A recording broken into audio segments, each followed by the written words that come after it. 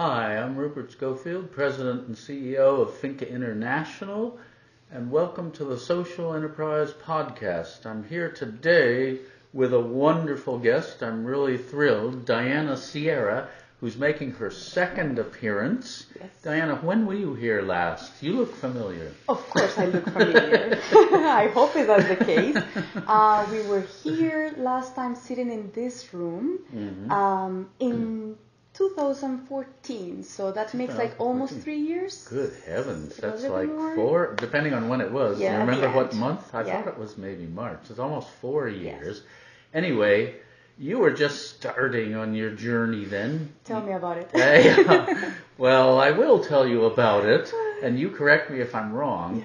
but you had come up with this idea when you were still working with another company, and you were in Uganda, and I can't ever forget your moment of inspiration, and I can't ever forget who came up with the name B-Girl.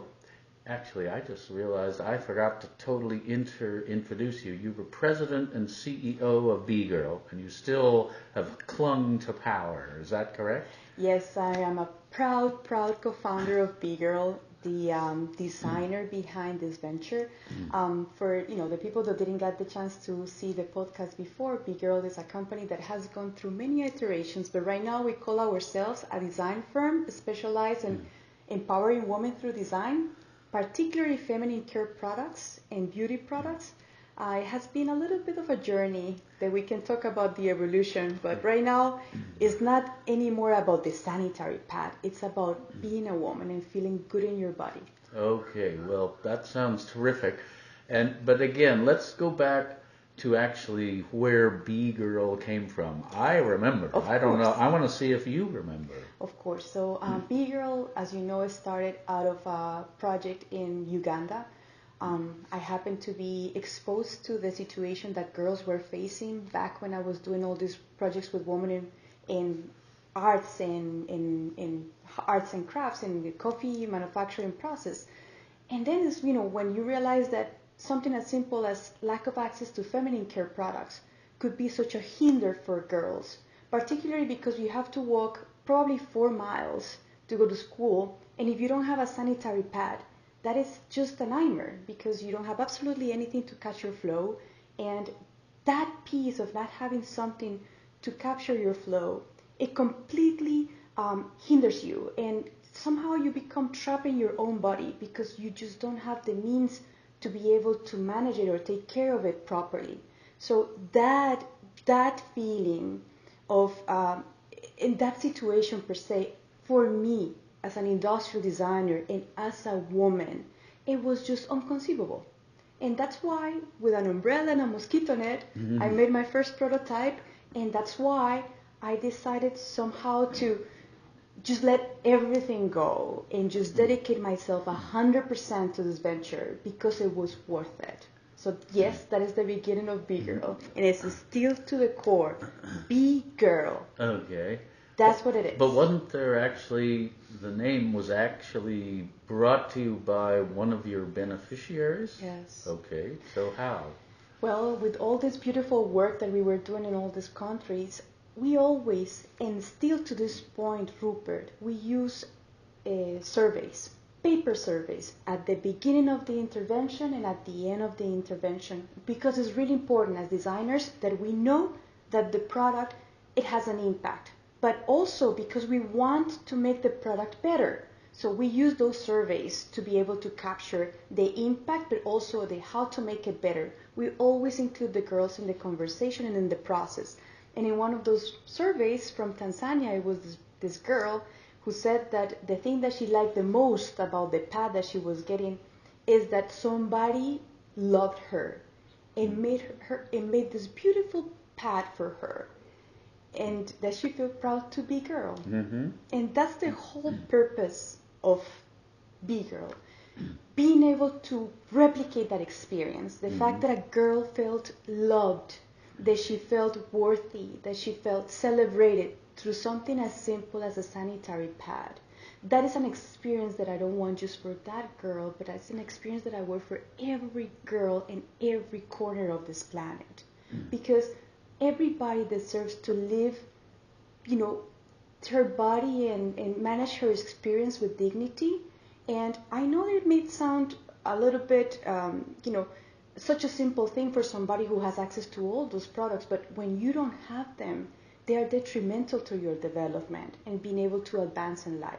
Mm-hmm. And there's actually a tangible benefit that the family experiences, right? Because in the education space, right? Maybe you could describe exactly what that was, which was so powerful. So it's, sometimes it's very hard to capture, and people make the relationship between sanitary pads and education. It's way more than that, because we have seen through our work that girls don't even have the luxury to don't do what they need to do. So we know that they research to so many other things to try to keep up with the school, and managing their periods with nothing, it's one of those things. So they use pieces of cloth, they use pieces of rag, they use anything.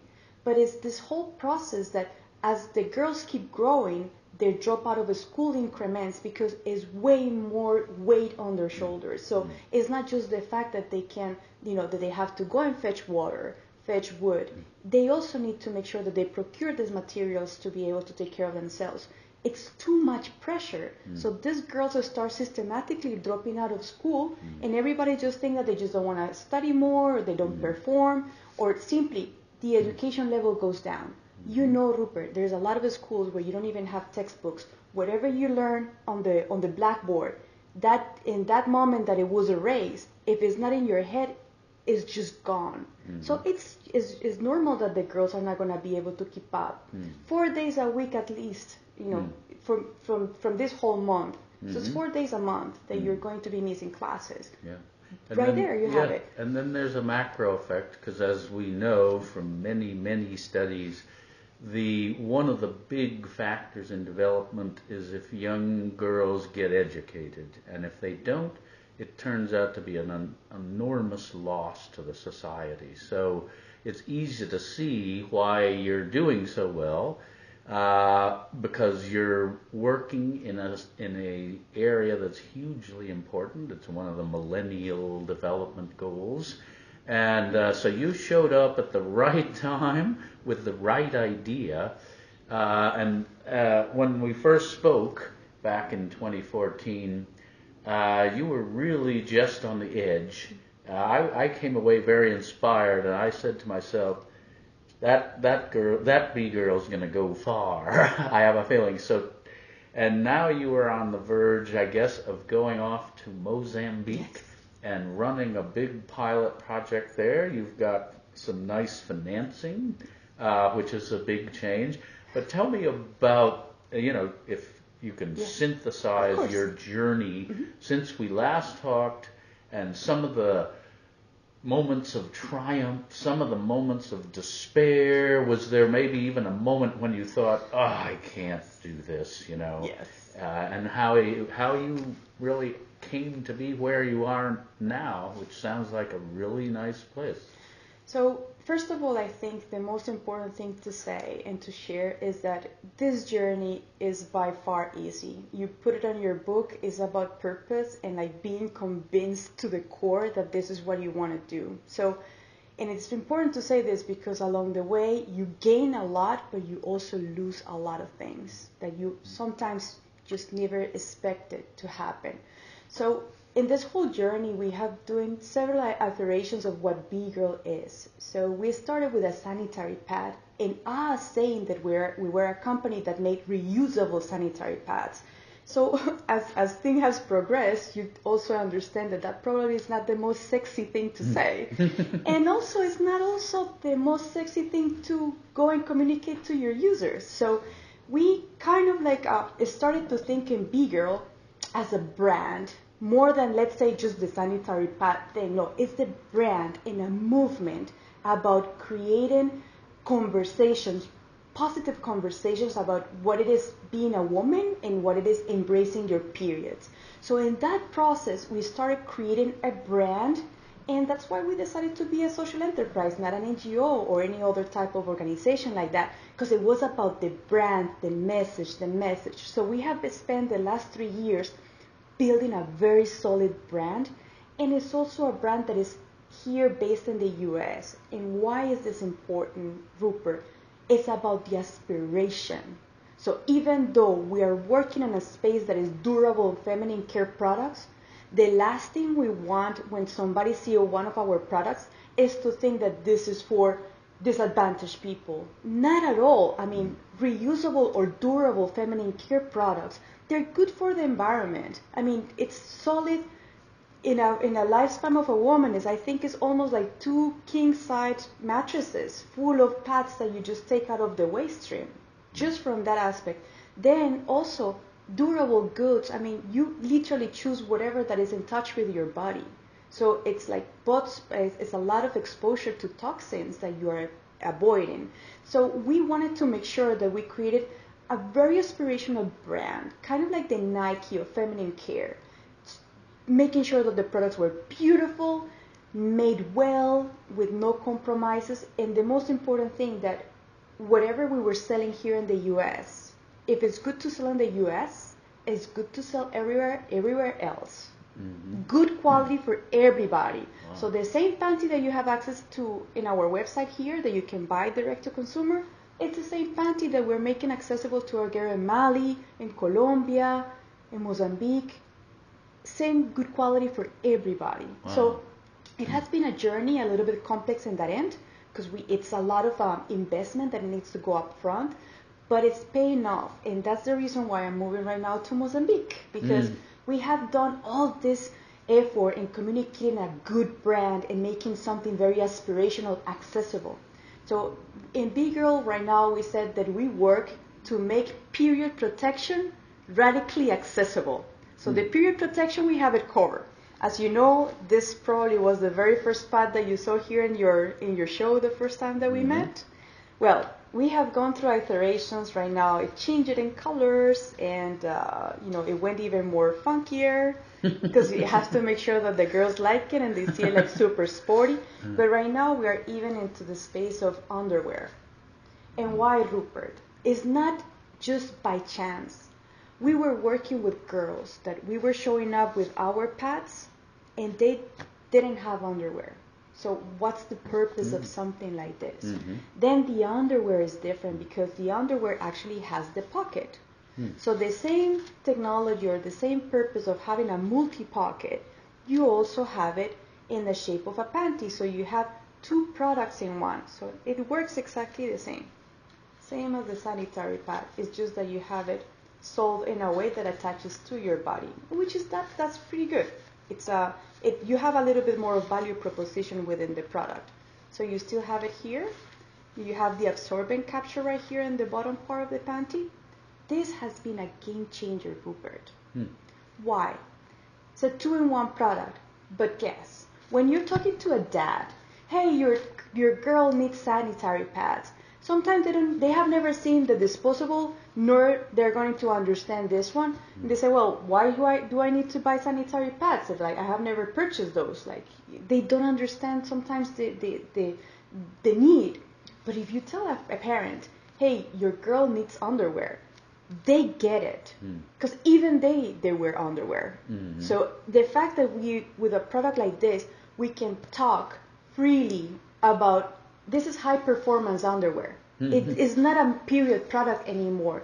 Allows you to have conversations, and us as a brand allow us to be something way more aspirational than just sanitary pads. So right now, Rupert, we're launching in Mozambique in 2 weeks that I'm traveling, Big Girl as a beauty fashion brand. That's brilliant. Yeah. And so are you actually selling these in the U.S.? Oh, yes. Did you say? Really? Oh, yes. And how's that going? Well, the U.S. is a very interesting market. It's very niche. A lot of people have choices, but you still have some users, per se, that they want environmentally friendly options. So for them, we have the panties, and we even included in our portfolio cups. It's all about durable goods for managing periods. So if you like tampons, you will have no issues of moving to a cup. And for the people who's gonna see watching the podcast, they can get their YouTube channel so they'll understand how is that this thing works. But if you're a person that is more into pads, period panties or reusables, pads, they're good to go.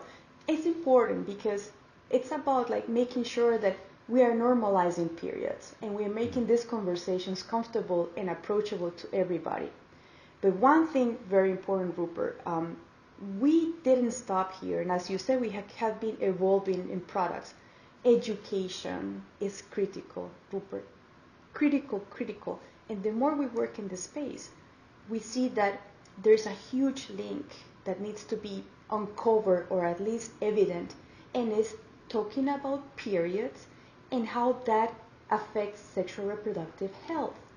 It's really difficult to reach a girl that is 11, 12 years old with information about sexual reproductive health, because most of the things that you have to talk about that are either pills or condoms. And that's very intrusive at that age. But we created something that we call the Smart Cycle, and it's this beautiful little clock that is designed to teach girls the dynamics and the math behind the cycle. So in day number 1, the girl sets the clock in day number 1, and manually she just moves it. So it teaches the girl the pass of time, and in the back you have icons to be able to relate a number during the day with a stage. So we have here bleeding, ovulation, and preparation. So we don't advertise this type of product as something for birth control. It's not for that purpose. It's to be able just to teach the girl how to count the numbers, and when the moment to get ready is coming, so she can pack her pad or her panty and be ready and prevent the stigma and all those very uncomfortable situations that sometimes girls, because they don't have the information, they are exposed. So it's, as you see, Rupert, is a whole ecosystem of products to allow girls and women to be comfortable in their skin, because it's very important. I mean, like this is the least that you should be able to own, and it's your body, your freedom, your capacity to move, to be able to achieve those opportunities that are over there. That's wonderful. And there must have been, I'm guessing, people that helped you on this journey, and then maybe some who didn't, who threw up roadblocks, said this will never work, this is a bad idea, or, It's funny that you say that, because I come from a very humble background myself. I come from Colombia, and my town, we barely even have traffic lights, not even one. So I come from a very tiny town, and my family is very humble. My mom still right now, my mom cleaned houses, and my dad works in construction, so nothing fancy, nothing have changed. So sometimes when people see me and they understand, or they see the fact that I was working for Panasonic, Nike, HP, and all that stuff in a very beautiful, white, pristine studio in New York, and right now they see me working on the field, they see me as like that I literally, lost my nuts. Because how come like you reach out and you were here, and right now you like renounce to those things to go and do this? Literally, this in their words, like, you fought so hard to get out of the hole, to dig yourself in a deeper one. It's difficult, Rupert, to hear that, because in one hand, you know that what you're doing is worth it to the core, but sometimes like having people that know you so deep saying something like that, it's heartbroken, because then if people just don't understand that you're not doing this for anything else but because you think this is the right thing to do. So it's about purpose. Yeah. So in that sense, that has been one of like the roadblocks. And helping, of course, Rupert, I think once you get into this track, good karma comes, good people, and we have an amazing network of people behind us, from our investors, Futura Foundation, SNR Foundation, everybody that comes around, Deloitte, all the people that we have access to this, that they believe that this matters, multiplies. So sometimes it's not even economical, but just the fact that people care and they're willing to give you a hand to see you at the other side, this comes with work that puts good in the world. Mm-hmm. I don't know how is other ventures, but when you do things for the good of humankind, good comes. Yeah, no, I can attest the experience of FINCA. There was a period of time where it seemed like everything we did worked and just helped us out. There was the period of struggle in the beginning. Then there was I call the easy, magical part of the journey. And then there's also been, okay, I made that too easy on you. Now you're really going to have to work to get to the next. It's a journey, and it never ends, but you get a bit smarter, don't you, along the way? What are the big lessons you've learned along the way since we last talked?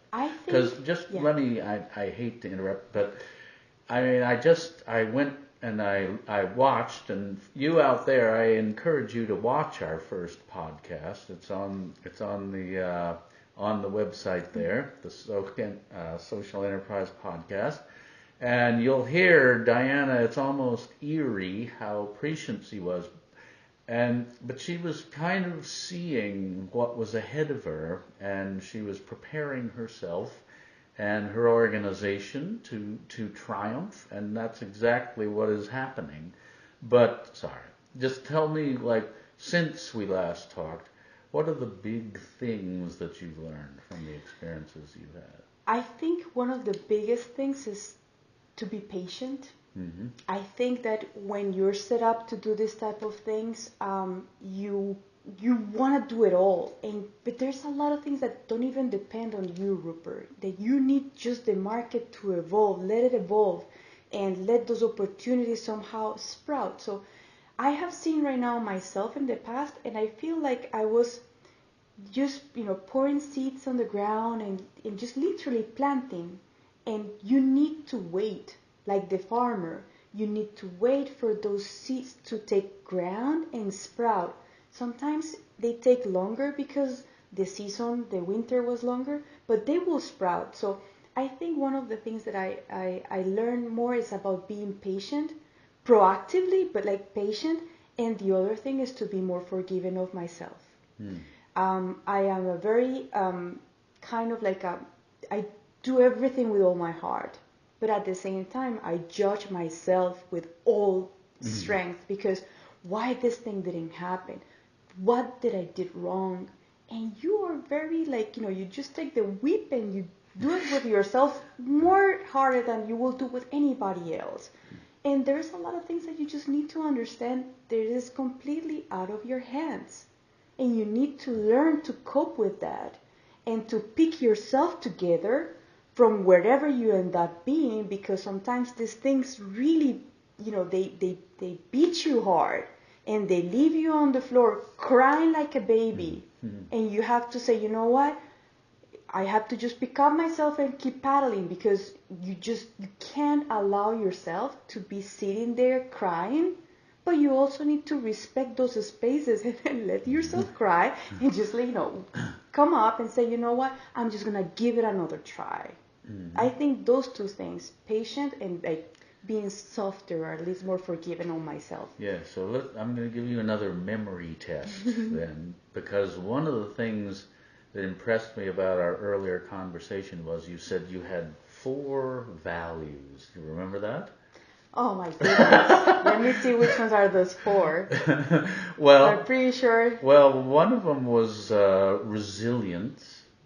Just persistence, right? Just going on. Powering with all their heart. Yeah. That's looking back on that. Would you say that's good advice? Still?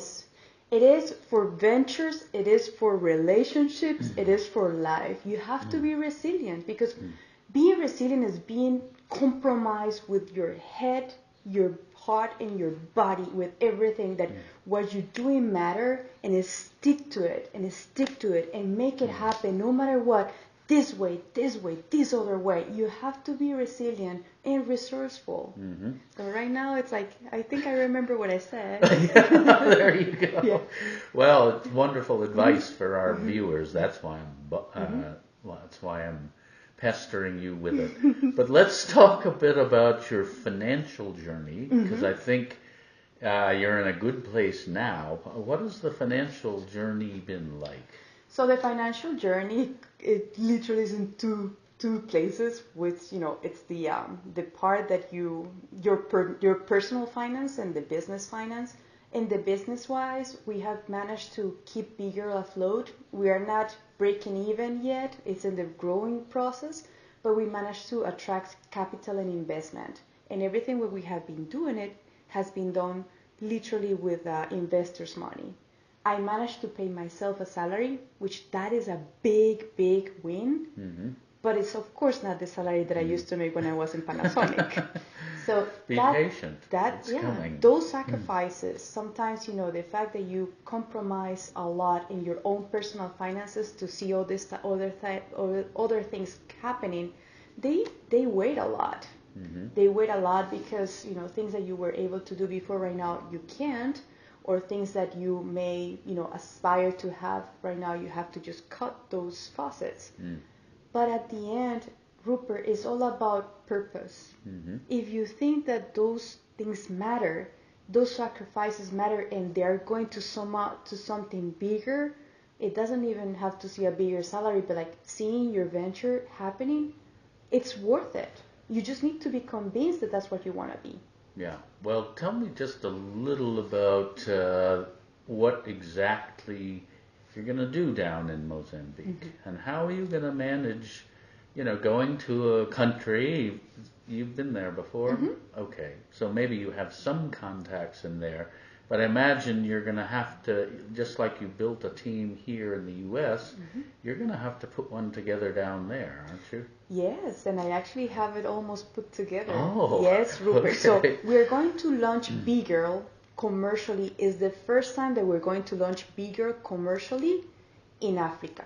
And it's super exciting because we got a grant from the government of Canada that we have been working very, very diligent, and I think this is very important.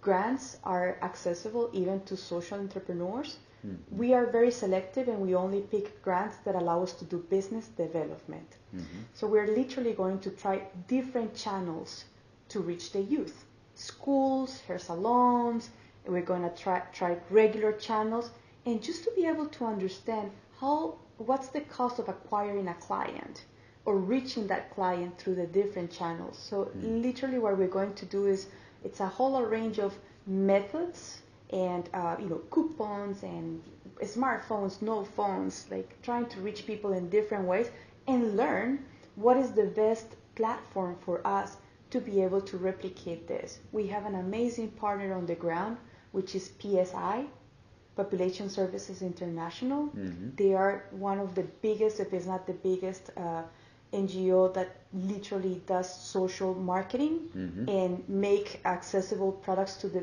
base of the pyramid, products as in sexual reproductive health and overall, anything that is related to health. So we have the best partner on the ground. So I think I couldn't be more grateful because, the funding came, the right partner came. We are prepared product-wise. Rupert, don't be surprised if I show up here to the next podcast with makeup, because that is happening. Okay. I'm not joking. We're even bringing nail polish and like the whole thing, because to be able to put together a social venture, you have to be flexible. And, you have some products that they're like fast moving, the other ones are a little bit more slow moving, and you have to make sure that you create the structure to put together a company. So don't be surprised. I'm going to hold you to that. Yes. I was just going to say, I want your promise that you'll be here in another 4 years. Of course. Because we can't wait to hear, I promise you, about this incredible project you're working on. I have no doubts, and I feel like I was vindicated, and I know it's going to be great. Folks, we're going to have to wrap this up. Anyway, thank you very much, Rupert, Diana, and it's just an incredible pleasure to have met you and be following your journey. Okay, 4 years, all right. In 4 years. Promise. So This has been the Social Enterprise Podcast. Rupert Scofield signing off. And now we're going to tell you how you can reach us. You can reach us at the Social Enterprise Podcast. It's on the web. You can find it easily, Diana. And I'm at Rupert Scofield on Twitter. And FINCA.org is our website for our organization. Diana, how can we reach you? You can reach me at bgirl.org. Literally, all our hashtags are the same in Twitter and Instagram, and that's where you can go and see. Make sure that you click in the tab that it says Impact. We have beautiful reports, pictures. We put absolutely everything we do there. So it's a beautiful journey, not only on the product side, but you get to see like our work on the ground that is also really enriching. Fantastic. Thank you, folks, and join us again for the next one.